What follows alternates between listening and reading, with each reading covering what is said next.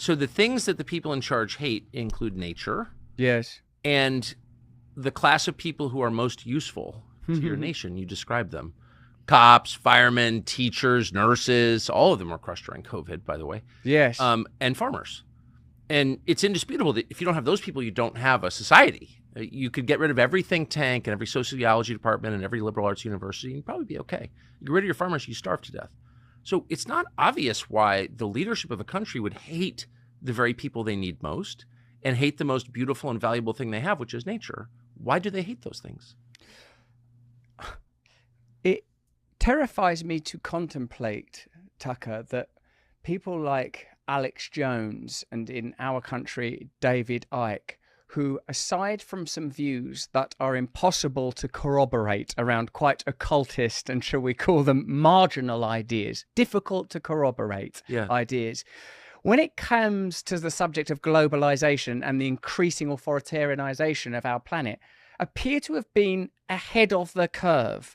You can see them 20, 30 years ago saying with the empowerment of NATO, the empowerment of world banks and the WHO, like this is extraordinary. And it seems to me that the disempowerment of ordinary people, the condemnation, the demoralization of the public to create people that just are weary and broken and if not enslaved, then so dependent it amounts to a form of slavery, cannot be inadvertent. It seems to be a denial of something fundamental that in my language, I would call spirit, the right to be who you are. That there isn't something fundamentally ugly or wrong with you, that you are allowed to be who you are. And I see that as a universal principle that will be applied all the way from the left to the right across various ways that people claim their individual identity now. It seems to me that, yes, that if you start to attack those pivotal infrastructural roles, I was struck when speaking to some of the people that you work with, a man that, that's been a cop for 26 years in New Jersey, 35 years in the security services.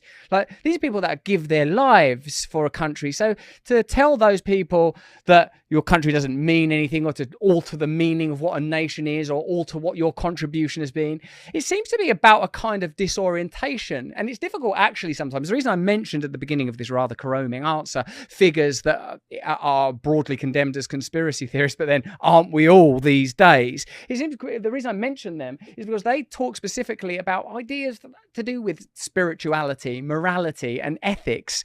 And it's hard for someone like me to consider that the goals of this global establishment are anything other than power, finance, dominion. But when you talk about this loathing of nature, whether that's human nature or botany or the great expanse, it's difficult to think that there isn't something dark at its core.